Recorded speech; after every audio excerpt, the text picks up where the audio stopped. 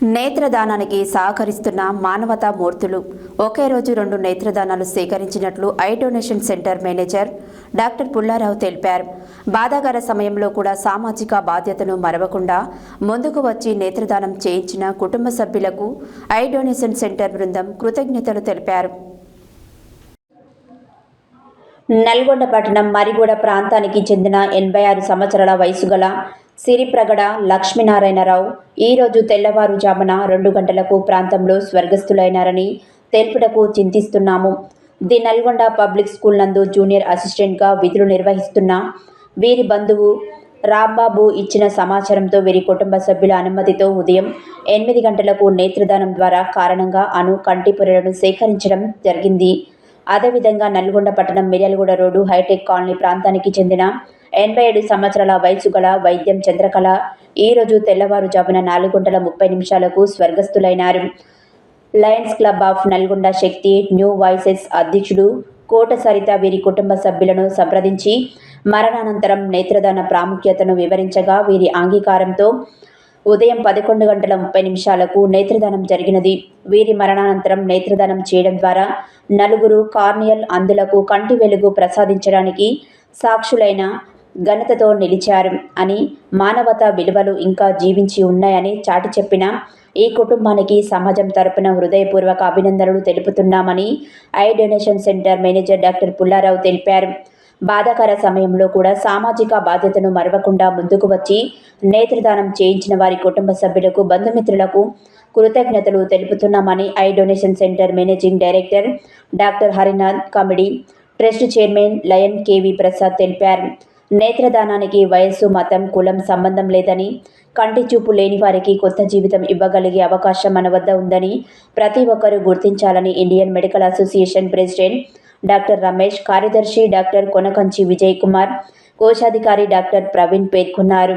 మరణం తర్వాత 6 గంటలలో నేత్రదానం చేయాలని, ఒకవేళ పార్థవ దేహాన్ని ఫ్రీజర్ బాక్సులో ఉంచినట్లయితే 15 గంటలలోగా నేత్రదానం చేయించాలని ట్రస్ట్ సభ్యులు doctor Pranush, doctor Nitisha, social media impact leader Yechuri Sailaja తెలుపుతూ నేత్రదానంపై మరింత సమాచారం కొరకు తమ కోఆర్డినేటర్లు కోట సరితను 9640807775, కక్కిరేని శ్రీనివాస్ను 9848188448, కౌన్సిలర్ చంద్రశేఖర్ చిరునోములను 9948143299 నెంబర్ల వద్ద సంప్రదించాలని తెలిపారు. నేత్రదాత కుటుంబ సభ్యులకు తమ ప్రగాఢ సానుభూతిని తెలుపుతున్నామని lions club of Nalgonda president lion Nimmala Pichaiah, కార్యదర్శి అశోక్ ఎరమాద, కోశాధికారి ఆదినారాయణం, పట్టణ ప్రముఖులు తెలిపారు. చేయించిన కుటుంబ సభ్యులకు ఐ డొనేషన్ సెంటర్ బృందం కృతజ్ఞతలు తెలిపారు.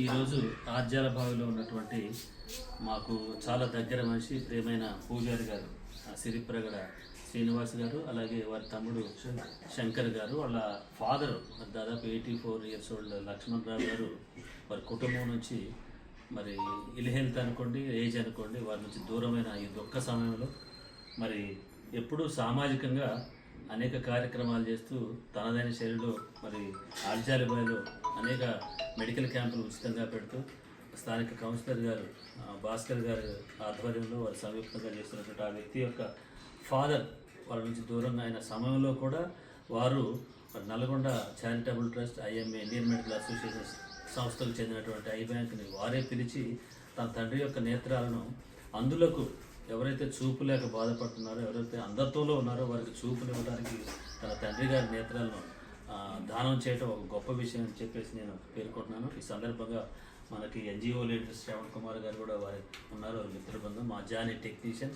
మేము గత 9 నెలల నుంచి కూడా ఇది 248వ కార్నియల్ డొనేషన్ అండి. అంటే 500 పైచిలకు గుడ్డి వారికి చూపునిచ్చే విధంగా మనం అందరం కూడా నల్గొండ జిల్లా ఇప్పుడు ఆంధ్ర తెలంగాణ రాష్ట్రాల్లో మన నల్గొండ జిల్లా అగ్రగామిలో ఉంది. ఇదంతా కేవలం సమిష్టి కృషి, ఒకరినొకరు సమాచారం అందించుకోవటం, అందరిలో అవగాహన రావటం.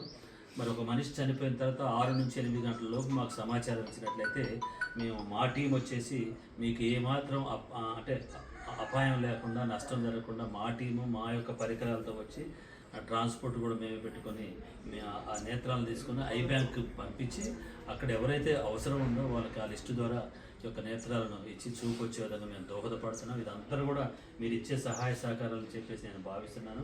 ఖచ్చితంగా ఇది ఈరోజు లక్ష్మణరావు గారు రేపు నా కుటుంబంలో రావచ్చు, రేపు మీ తండ్రి కావచ్చు. ఏంటంటే ఇప్పుడు ఒక మనిషి చనిపోతే మనం ఏం చేస్తాం, దహనం చేస్తాం, అవి కాలిపోతాయి. కొంతమంది భూమిలో పాతి పెడతారు, పాడైపోతుంది. అలాంటప్పుడు చనిపోయిన తర్వాత కళ్ళు ఉపయోగపడతాయి అనే అవగాహన మన అందరిలో రావాలి. కాబట్టి ఇంత మంచి కార్యక్రమానికి పూనుకున్న ఈ యొక్క సిరిప్రగడ శ్రీనివాస్ గారు, శంకర్ గారి కుటుంబానికి మా యొక్క ప్రగాఢ సానుభూతి తెలియజేస్తున్నాం. అలాగే లక్ష్మణరావు గారి ఆత్మ కూడా శాంతి కలగాలని చెప్పేసి Indian medical association, Indian red cross society, అలాగే lions club of Nalgonda charitable trust ద్వారా మీ అందరినీ మీకు తెలుపుతున్నాము. Thank you so much.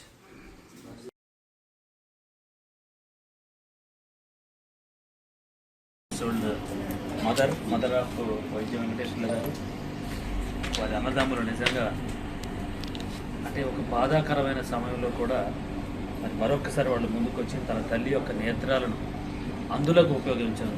అంధత్వంలో ఉన్న వారికి చూపు వచ్చే విధంగా మరి వారు తోడ్పాటును అందించి నేత్రాలను మాకు ఇచ్చారు. ఈ సందర్భంగా మరి వాళ్ళ వైద్య వెంకటేశ్వర గారి నిజంగా అన్నదమ్ములందరూ అంటే తల్లి కృషించిపోయింది అటు ఇప్పుడే చెబుతున్నారు. చిన్న కుమారుడు కోల్పోవటం, నాకంటే ముందు పోవటం అనేది మరి వారు బాగా ఆలోచించి, ఏ తల్లికైనా ఆవేదన, ఆలోచన, బాధ ఉంటుంది. సో అలాంటి టైంలో వారు కూడా వెళ్ళటం, ఏజ్ రీచ్ అనుకోండి, ప్రకృతి ఇవాళ నేను, వాళ్ళ ఆవిడ, రేపు మన అందరం కూడా. సరే ఏదేమైనా ఈ గొప్ప కార్యక్రమానికి మరొకసారి కోరుకున్నారు మీరు. లక్షలాది మంది అందులో ఉన్న వాళ్ళలో మరి మన 100ల్లో జరుగుతున్న ఈ యొక్క నేత్రదానం నిజంగా ఒక మహా ఘనకార్యం అని చెప్పుకోవచ్చు. మీకు తెలిసిన విషయం ఏంటంటే 6 గంటల నుంచి 8 గంటల్లో ఒక మనిషి చనిపోయిన తర్వాత మరి మనం తీసుకున్నట్లయితే అది ఖచ్చితంగా 2 నుంచి 4 చూపు వస్తుంది. పునీత్ రాజ్ కుమార్ లాంటి హీరో లాంటి వాళ్ళు కూడా వాళ్ళు ముందుకు వచ్చి ఇచ్చారు. సో ఇది ఒక అమోఘమైన విషయం. సందర్భంగా మరి మేము Lions club of Nalgonda charitable trust, Indian medical association, Indian red cross society తరఫున ఈ యొక్క యజ్ఞం లాంటి కార్యక్రమం తలపెట్టడం. ఈ 1 ఇయర్లో అమ్మగారిది 249వ అంటే దాదాపు 500 దగ్గరికి మనం చూపునిచ్చినాం.